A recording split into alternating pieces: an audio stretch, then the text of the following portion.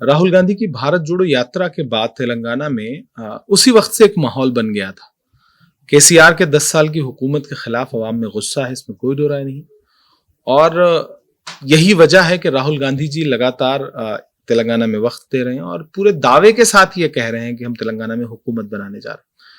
और आप 3 दिसंबर को देखिएगा कि तेलंगाना कांग्रेस की झोली में होगा। इस बात से हर कोई मुत्तफिक होगा कि जो 4 स्टेट के इलेक्शन है, स्पेशली मध्य प्रदेश, छत्तीसगढ़, तेलंगाना और राजस्थान, ये 2024 का सेमीफाइनल है। सिर्फ तेलंगाना का इलेक्शन नहीं, ये चारों स्टेट, स्पेशली मध्य प्रदेश में सरकार बन रही है, सारे सर्वे कह रहे हैं। छत्तीसगढ़ में सरकार रिपीट हो रही है, सारे सर्वे कह रहे हैं। तेलंगाना एक बहुत अहम स्टेट है क्योंकि इसी स्टेट से सेकुलर फोर्सेस के वोटों के बंटवारे की एक साजिश भी की गई हो। थर्ड फ्रंट खड़ा करेंगे, नरेंद्र मोदी जी को फायदा पहुंचाने की सारी कोशिशों का आगाज यहां से करने की कोशिश की गई, लेकिन वो परवान नहीं चढ़ सकी। थर्ड फ्रंट जैसा कुछ बन नहीं सका और आखिरकार केसीआर साहब को बैकफुट पे जाना पड़ा। केसीआर साहब और नरेंद्र मोदी जी का रिश्ता बहुत अच्छा है, ये पूरा देश जानता है और वक्त वक्त पर नरेंद्र मोदी जी इसे जाहिर भी करते रहते हैं। उन्होंने इसी तेलंगाना में स्टेटमेंट दिया कि केसीआर अपने बेटे को चीफ मिनिस्टर बनाने के लिए मेरे पास तक आए थे और केसीआर साहब इसको एक्सेप्ट भी कर रहे हैं एक तरह से। तो तेलंगाना बहुत अहम है 2024 के लिए भी। हम इसीलिए आवाम से कह रहे हैं कि हमें दीजिए तेलंगाना, क्योंकि हम 24 में आपको दिल्ली देंगे। सिर्फ कांग्रेस नहीं मानती, मुल्क का एक एक जागरूक जो वोटर है, जो शहरी है, वो मानता है कि मजलिस उस साजिश का बड़ा हिस्सा है। आप देख लीजिए कि वो राजा सिंह के खिलाफ कैंडिडेट नहीं देते, लेकिन वो राजस्थान में जाकर के वो रफीक खान के खिलाफ, वो अमीन कागजी के खिलाफ, वो शाले मोहम्मद के खिलाफ, वो जाहिदा खान के खिलाफ, वो सबके खिलाफ जाकर के वहां कैंडिडेट देंगे। वो सीमांचल में जाकर के जो मुस्लिम उम्मीदवार हैं उनके खिलाफ कैंडिडेट देंगे। वो आप सोचिए कि अकबरुद्दीन ओवैसी साहब इस क्रूशल टाइम में, जब तेलंगाना में केसीआर साहब के लिए नफसी नफसी का आलम है, तो उनके लिए गोशा महल में जाकर प्रचार नहीं कर रहे हैं, लेकिन वो जयपुर लैंड कर रहे हैं और जयपुर में जाकर के कैंपेन कर रहे हैं। 1,500 की आवाम को जो है वो उनसे खिताब कर रहे हैं। तो ये साजिश नहीं है तो और क्या है। बहुत बुलंद फजा में तेरी पतंग सही, मुझे पता है मगर डोर किसके हाथ में। हम इस चीज को देख रहे हैं मुसलसल। उत्तर प्रदेश के तमाम असेंबली ऐसी हैं जो पिछले इलेक्शंस गुजरे। आप सोचिए, योगी आदित्यनाथ एक बयान देते हैं, फिर असदुद्दीन ओवैसी साहब उस बयान का काउंटर करते हैं और फिर तीसरे पार्ट में योगी आदित्यनाथ साहब क्या कहते हैं, असदुद्दीन ओवैसी साहब बड़े नेता हैं, अगर वो कह रहे हैं तो सही कह रहे होंगे। ये सब एक नूरा कुश्ती जैसा नहीं है, ये सब एक प्लान नहीं है, स्क्रिप्टेड नहीं है। जब जब भाजपा किसी मुद्दे पर फंसी होती है, तब तब उस बात को घुमाने के लिए, ट्विस्ट देने के लिए असद साहब को देश का हर गोदी मीडिया, स्पेशली गोदी मीडिया लफ्ज इस्तेमाल कर रहा हूं, उसके प्राइम टाइम में उनके लिए स्पेस है। किसी दूसरे सेकुलर जहनियत की बात करने वाले नेता के लिए किसी भी प्राइम टाइम में जगह नहीं है, लेकिन उनके लिए प्रॉपर जगह है। जैसे इस बार तेलंगाना की आवाम समझदारी दिखा रही है, इस समझदारी की शुरुआत तो मुझे लगता है कर्नाटका से ही हुई है। कर्नाटका गए तो थे, इलेक्शन लड़ने गए थे, आप गए तो थे ना, आपको भी पता है कि गए थे। तो समझदार निकली वहां की आवाम, पॉलिटिकली बहुत साउंड है वो लोग। उन्होंने जेडीएस को, एमआईएम को, सबको किनारे करके, एसडीपीआई को, सबको किनारे करके उन्होंने एक सेकुलर हुकूमत चुनी। देखिए, आपको ऐसा नहीं लगता कि मजलिस के कांग्रेस पे लगने वाले तमाम इल्जामात वो मौसमी होते हैं? जब इलेक्शंस आते हैं तो कुछ इल्जामात निकल के सामने आ जाते हैं, जब इलेक्शंस गुजर जाते हैं तो वो डब्बे में चले जाते हैं। भाई, मेरी पैदाइश 87 की है। जब शहादत हुई मस्जिद की तो बमुश्किल मैं 5 साल का रहा हूँगा। मुझे सियासत अब अगर मैं देखूं तो मैं तो एक बात माजी में जाके यही देखूंगा कि जब शहादत हुई उस वक्त इनके वालिद साहब कांग्रेस के साथ थे और मेरा ख्याल है कि वो इनसे तो ज्यादा ही समझदार पॉलिटिशियन रहे होंगे, क्योंकि इनके वालिद थे तो जाहिर सी बात है वो अपनी पूरी उम्र कांग्रेस के साथ रहे, ये बाद में भी कांग्रेस के साथ रहे। आज जब तेलंगाना में मतलब बुनियाद हिल रही है बीआरएस की भी और एमआईएम की भी, तो सिर्फ एक इल्जाम मिल रहा है उनको। कभी वो कहते हैं राहुल गांधी से कि आइए हैदराबाद से इलेक्शन लड़ लीजिए, कभी फिर बाबरी मस्जिद पुकारने लग जाते हैं। अगर मस्जिद की शहादतों से इतना मोहब्बत है, दर्द है उसका, तो तेलंगाना में होने वाली मस्जिदों की शहादत पर असदुद्दीन ओवैसी साहब मुझे तो कभी तकरीर करते हुए नजर नहीं आए। कितनी मस्जिदें टूटी और तोड़ने वाले कौन हैं? सेक्रेटरीट की मस्जिद के जानमाज और वहां मौजूद कुरान पाक कहाँ चले गए पता भी नहीं चला, और कभी एक सवाल नहीं उठाया उन्होंने। तो मुझे लगता है कि जब आप अल्लाह रसूल के नाम की सियासत करें तो फिर उसमें थोड़ी ईमानदारी भी रखें, फिर उसके लिए जो आपका तराजू हो वो एक जैसा हो, वरना फिर वो सीधे सीधे लगता है कि आप उस नाम पे भी सियासत ही कर रहे हैं। दरअसल देखिए, सबसे पहली बात तो ये कि कांग्रेस तेलंगाना में अपने दम पर क्लियर मेजॉरिटी के साथ सरकार बनाने जा रही है। हमें खुदा ने चाहा तो किसी की जरूरत नहीं पड़ेगी, पहली बात। दूसरी बात ये कि भाजपा या आरएसएस को खुले या ढके तौर पर फायदा पहुंचाने वाली किसी भी पार्टी से हम कभी भी कोई मदद नहीं लेंगे। देखिए, दरअसल राहुल गांधी पे इल्जाम लगाने के लिए उनके पास कुछ है नहीं, वो सिर्फ तकरीरें करते हैं। राहुल गांधी इस मुल्क में असल में नफरत कम करने के लिए जो काम होना चाहिए वो कर रहे हैं। 4000 किलोमीटर राहुल गांधी चल रहे हैं। असदुद्दीन ओवैसी साहब तो 4 किलोमीटर, इस बीच मैंने सुना है कि नामपल्ली में कुछ किलोमीटर वो चल रहे हैं, वरना तो वो कहीं नहीं चलते। राहुल गांधी चल रहे हैं। मैं राहुल गांधी के साथ कदम से कदम मिला के चला। अकलियतों की बात करते हैं, इस मुल्क में नफरतों का सबसे ज्यादा शिकार कौन है? अकलियत है। अगर राहुल गांधी ये कह रहे हैं कि हम नफरत कम करने के लिए पूरे मुल्क में चल रहे हैं, और नफरत कम हुई भी, इसमें कोई दो राय नहीं, आप इससे इनकार नहीं कर सकते, तो उसका असल फायदा किसको हो रहा है? उसी तबके को हो रहा है ना जिसके कंधे पर आप बंदूक रख के चलाना चाहते हैं। उनका यह कहना कि राहुल गांधी मणिपुर जाते हैं लेकिन नूह और मेवात नहीं जाते। मैं इमरान प्रतापगढ़ी इस बात की गवाही देता हूं कि नूह और मेवात के मुद्दे पे 10वीं बार मेरी राहुल जी से बात हुई। हमने पूरा डेलीगेशन भेजा वहां पर। राहुल गांधी जी, हम सबकी प्लानिंग थी कि हम 15 अगस्त को जो है कोशिश करें कि हम उधर से गुजरें। राहुल गांधी भारत जोड़ो यात्रा लेकर के वहां से गुजरे थे। भारतीय जनता पार्टी जो दंगा जिस तरह से उसका सियासी रंग देना चाहती थी, उसमें वहां अगर आप पॉलिटिकली देखेंगे तो वहां जाट भाइयों का योगदान बहुत बड़ा है। हमारे वहां के जाटों के सबसे बड़े नेता भूपेंद्र हुड्डा साहब, दीपेंद्र हुड्डा मेरे साथ पार्लियामेंट में है, उन्होंने पार्लियामेंट में आवाज उठाई। राहुल जी के कहने पर उस समाज को उस दंगे से दूर रखने की जितनी कोशिशें हो सकती थी हम सब ने की, और हम बहुत हद तक उसमें कामयाब रहे। ये सियासत चाहती है आप हर चीज को आकर के या तो सोशल मीडिया पे बोल दीजिए या मीडिया पे बोल दीजिए।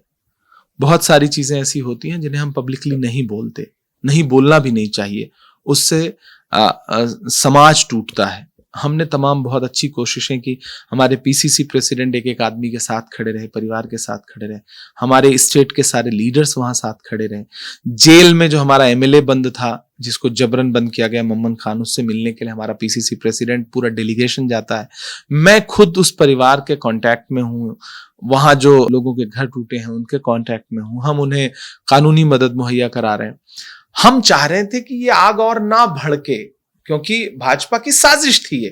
कई जगहों पे आप ये काम जाकर भी करते हैं और कई जगहों पे आपके ना जाने पर भी एक सियासी तौर पर आग ठंडी होती है। तो हमने हर वो कोशिश की, राहुल जी ने हर वो कोशिश की कि नूह और मेवात की आग बुझ सके। हम उसमें बहुत हद तक कामयाब भी रहे। तो अब उसको सियासी महफिलों में, लेकिन मैं तो ये कह रहा हूं कि आप तो कहीं नहीं गए ना आप मणिपुर गए, ना आप कश्मीर गए, ना आप मेवात गए, ना आप नूह गए। आप कहां गए? ना आप पहलू खान के घर गए, ना आप नजीब के घर गए, ना आप कहां गए? आप मुझे बताइए ना, आप कहां गए? आप तो एक बार अखलाक के घर गए थे क्योंकि आपको यूपी से इलेक्शन लड़ना था। तबरेज अंसारी के आप घर नहीं गए, बल्कि बुला करके आप रांची में मिले क्योंकि आप एक पब्लिक मीटिंग करने गए थे। मैं तो तबरेज अंसारी के घर 2 बार गया। मैं तो मिनहाज अंसारी के घर गया, मैं तो अलीम के घर गया, मैं तो रकबर के घर गया, मैं तो मोहम्मद उमर के घर गया, मैं तो जुनैद के घर गया, मैं तो नजीब की अम्मी की कितनी तस्वीरें आपको मेरे साथ दिख जाएंगी। तो दरअसल आप जमीन पर कहां खड़े हैं? वो सिर्फ सवाल पूछते हैं, सवाल का जवाब नहीं देते। मेरे तो बहुत सारे सवाल हैं। जैसे यही कि आप क्यों नहीं जाते, आप दिल्ली में मौजूद रहते हैं और शाहीन बाग एक दिन भी क्यों नहीं जाते, आप लखनऊ एबीपी न्यूज के प्रोग्राम में जाते हैं लेकिन उसी शहर में गोलियों से मरने वाले बच्चों से मिलने क्यों नहीं जाते, बिजनौर में एनआरसी के दौरान मारे गए अनस और सुलेमान के परिवार से मिलने के लिए प्रियंका गांधी जाती है, आप क्यों नहीं जाते, आप अकलियतों की नुमाइंदगी और उनकी सियासत का दावा करते हैं ना, आप क्यों नहीं जाते, आप बताइए कि आपने कितने लिंचिंग के शिकार परिवारों की कानूनी मदद की है, आप मुझे बताइए कि उनकी कितनी आपने आर्थिक मदद की है, आप बताइए कि आपने कितनी ऐसी माओं को अपने सीने से लगाया है। बहुत सारे सवाल है। आज आप हमसे सवाल पूछ रहे हैं, आप कह रहे हैं कि राहुल गांधी आए हैदराबाद से चुनाव लड़े, आप जाइए वायनाड से लड़ लीजिए, आप जाइए अमेठी से लड़ लीजिए, आप भी तो कहीं बाहर निकलिए ना। आप अपने घर में बैठ करके रोज चुनौती पे चुनौती देते हैं और आपको लगता है कि आप बहुत बड़ा तीर मार रहे हैं। नहीं, वो जिस लहजे में बात करेंगे जवाब भी उसी लहजे में मिलेगा ना। उन्होंने एक चैलेंज दिया, हम भी उनसे कह रहे हैं कि वायनाड चले जाइए, अमेठी चले जाइए। नहीं, हम सीरियस इन द सेंस, उनसे आजकल पूछिए कि वो कांग्रेस को कितना सीरियस ले रहे हैं। मुझे लगता है उनसे आपको सवाल पूछना चाहिए। एक ही विधानसभा में नामपल्ली में सुबह से शाम तक के उनके पैदल दौरे देखिए और उसके बाद उनसे पूछिए कि आजकल वो कितना सीरियस ले रहे हैं। वो वही तो है ना जिन्होंने दिल्ली के एमसीडी के इलेक्शन में कहा था कि कांग्रेस म्यूजियम में रखने की चीज। कितने दिन पहले का बयान है ये, महज कुछ महीने पहले का। ठीक है, नरेंद्र मोदी कहते थे कि कांग्रेस मुक्त भारत, असदुद्दीन ओवैसी साहब कहते थे कि कांग्रेस म्यूजियम में रखने की चीज है। ये सारे बयान कुछ महीने पहले के। आज उसी तेलंगाना में कांग्रेस की सुनामी है ना, तो आपने तो कहा था कि कांग्रेस म्यूजियम में रखने की चीज है, तो बताइए कौन से म्यूजियम में रखा जाए उसे। ये घबराहट मजलिस को है कि मुसलमान बंटा हुआ है। अभी तक तो सारे मुसलमानों की ठेकेदारी का दावा कर रहे थे, आज इस पर आ गए ना कि मुसलमान बंटा हुआ है। बंटा हुआ है तो किस में बंटा हुआ है, कांग्रेस में और बीआरएस में और मजलिस में। इसका मतलब एक ठीक ठाक तादाद में मुसलमान कांग्रेस के साथ जुड़ चुका है, जबकि अभी इलेक्शन में तकरीबन दिन बाकी हैं।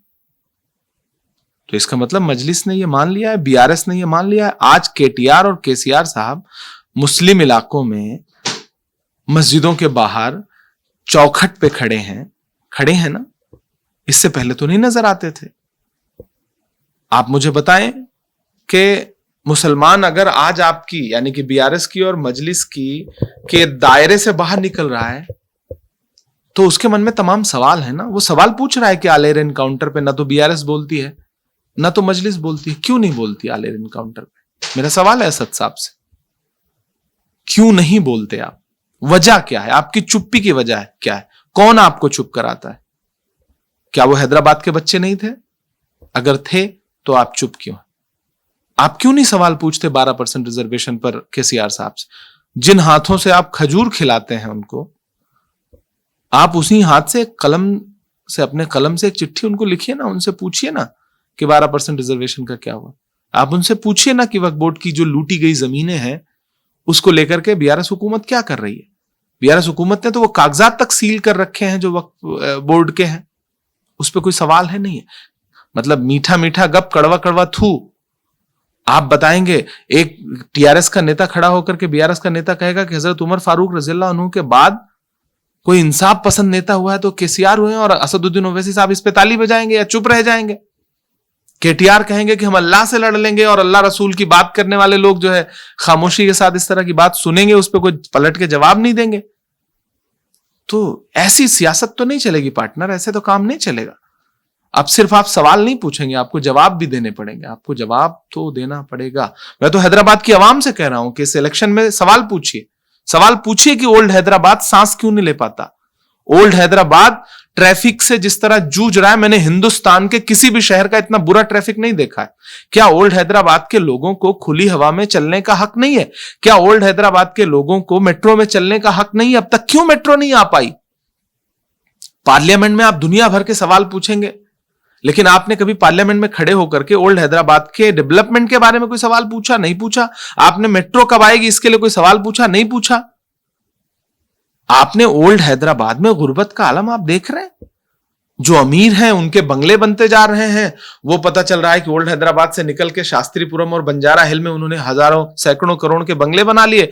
गरीब आदमी बेचारा, जब यहां बाढ़ आ रही है तो कितने लोग मर गए। जब एक दिन सही से पानी बरसा तो ओल्ड हैदराबाद में ही तो लोग मरे थे।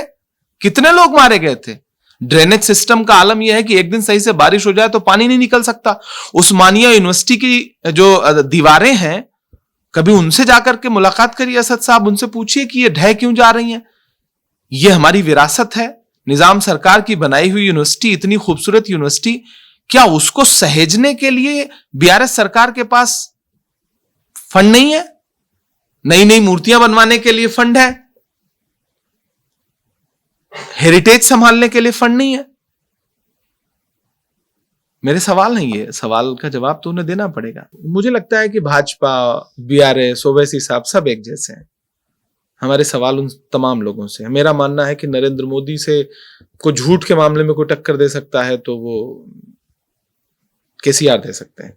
मुझे लगता है कि नरेंद्र मोदी साहब को लफाजी के मामले में कोई टक्कर दे सकता है तो ओवैसी साहब दे सकते हैं। तो लगभग एक जैसे हैं। तकरीरें करेंगे तो ऐसा लगेगा कि सरे मिंबर वो ख्वाबों के महल तामीर करते हैं, इलाजे गम नहीं करते, फकत तकरीर करते हैं। हम चाहते हैं कि आप गिनाइए ना कि क्या किया आपने। इस कौम को बड़े बड़े ख्वाब दिखाए, कयादत कयादत कयादत। वो कयादत गोशा महल में क्यों नहीं खड़ी होती? गोशा महल में जब आपसे सवाल होगा, आपका अपना एक एक्स कॉर्पोरेटर जब पार्टी छोड़ देगा ये सवाल करते हुए कि मैं टिकट मांग रहा था, मुझे लड़ना था, आपने मुझे टिकट क्यों नहीं दिया, तब आप स्ट्रेटेजी बताएंगे, एक वीडियो जारी करेंगे, आप अपने जलसों में सफाई देंगे कि ये तो हिकमत अमली थी। जब वही हिकमत अमली उत्तर प्रदेश में पॉलिटिकल पार्टियां इस्तेमाल करती हैं, तब वहां जाकर के आप बताएंगे कि ये तो सियासी, ये तो गुलाम है, ये तो दरी बिछाने वाले लोग हैं। आप हैदराबाद की आवाम से दरी नहीं बिछवा रहे हैं तो और क्या कर रहे हैं? दारुस्सलाम में दरी बिछाने वाले कौन है? वो भी तो बेचारे मुसलमान ही है ना। उनको क्या हासिल हुआ? और मैं तो एक बहुत बड़ी कड़वी बात कह रहा हूं, कम से कम मैंने तमाम उत्तर प्रदेश हो, बिहार हो, दिल्ली हो, वहां पॉलिटिक्स करने वाले लोगों को देखा है कि उनसे कोई मिलने आता है तो उसके लिए कुर्सी है, उसके लिए सोफा है। मैंने दारुस्सलाम में सिर्फ एमएलए और एमपी के लिए ही कुर्सी देखी है, विजिटर्स के लिए कुर्सी नहीं है क्या? उनको वहां बैठने का हक नहीं है? दारुस्सलाम में वो बैठ भी नहीं सकते, आए खड़े खड़े अपनी बात रखें और बिल्कुल भीड़ की तरह बाहर चले जाएं। वहां उनके लिए कुर्सी तक नहीं है। आप अपनी उस आवाम को इतनी इज्जत तक नहीं देना चाहते और बाहर जाकर के आप बड़ी बड़ी बातें करेंगे। मुझे दारुस्सलाम में मैंने आज तक जितने भी वीडियो या फोटोज देखे होंगे, किसी भी विजिटर के लिए, वो चाहे कोई भी हो, उसके बैठने के लिए कुर्सी तक नहीं। लोग खड़े खड़े अपनी दुश्वारियां बताते हैं। ये भी तो अपने आप में एक दुश्वारी है कि आप उनको बैठने तक के लिए नहीं कह रहे हैं। आप एक बार कांग्रेस की सरकार बन जाने दीजिए, बहुत सारी चीजों में तब्दीली आ जाएगी, बहुत सारी चीजों में तब्दीली आएगी। वक्फ बोर्ड की लूटी गई जमीनों के हिसाब देने पड़ेंगे लोगों को। इंडिया अलायंस से नरेंद्र मोदी जी बहुत परेशान है। यही वजह है कि पहले दिन से उन्होंने घमंडिया और इंडियन मुजाहिदीन, अर्बन नक्सल जैसे लफ्ज जो है गढ़ने शुरू कर दिए थे इंडिया अलायंस के लिए, क्योंकि वो परेशान है। परेशान क्यों है? सबसे पहला, वो जिस नेशनलिज्म के मुद्दे पर चुनाव लड़ते हैं, वो मुद्दा इस नाम की वजह से उनसे छिन गया। जो राष्ट्रवाद का मुद्दा है ना, वो मुद्दा उनसे छिन गया। पहली परेशानी ये है उनकी। दूसरी परेशानी यह है कि भाजपा को जितना बड़ा दिखाया जाता है, दरअसल भाजपा उतनी बड़ी है नहीं। अगर मैं गिनाने पे आऊं तो आप साउथ से चलिए तो बताइए भाजपा के पास कौन सा स्टेट बचा है? कोई स्टेट नहीं बचा है। बाकी आप नॉर्थ इंडिया चलिए तो बंगाल में उनकी सरकार नहीं है, झारखंड में उनकी सरकार नहीं है, छत्तीसगढ़ में उनकी सरकार नहीं है, बिहार में उनकी सरकार नहीं है, राजस्थान में उनकी सरकार नहीं है, हिमाचल प्रदेश में उनकी सरकार नहीं है, दिल्ली में उनकी सरकार नहीं है। आप सारे स्टेट देख डालिए ना। आंध्रा में उनकी सरकार नहीं, तेलंगाना में उनकी सरकार नहीं, केरल में उनकी सरकार नहीं, तमिलनाडु में उनकी सरकार नहीं, महाराष्ट्र में है तो लूटी हुई सरकार है, मध्य प्रदेश में थी ही, मैं उसको मानूंगा, 3 को थी ही हो जाएगी वो, तो वो भी लूटी हुई सरकार थी। मैंडेट कहां है बीजेपी के पास? लेकिन बीजेपी को मीडिया के जरिए बड़ा बताया जाता है ताकि आवाम के जहन में हो कि बीजेपी बहुत बड़ी पार्टी है। नहीं, बिल्कुल बड़ी पार्टी नहीं। आने वाले 2024 में भाजपा जानती है कि अगर ये इंडिया अलायंस जो बना है, अगर ये सही से इंप्लीमेंट हो गया तो कोई भी ताकत भाजपा को वापस सत्ता में नहीं ला सकती। इंडिया अलायंस 28 पार्टियों का है, एनडीए अलायंस 38 पार्टियों का है, 38 पार्टियां हैं। तो वो जो शेर अकेला चलता है वाला नारा है ना, वो पहली बात तो वो नारा झूठा है, इसलिए भाजपा परेशान है। और रही बात समाजवादी पार्टी की, स्टेट इलेक्शन था मध्य प्रदेश में, समाजवादी इलेक्शन लड़ने गई थी, वो इंडिया अलायंस का हिस्सा है। और इंडिया अलायंस मजबूत रहेगा। मुल्क में जितनी भी रीजनल पार्टियां हैं, आने वाले दिनों में उनके पास लोकतंत्र को बचाने के लिए उनको इंडिया अलायंस के साथ खड़ा होना पड़ेगा, चाहे खुशी में चाहे मजबूरी में। बहुत शुक्रिया।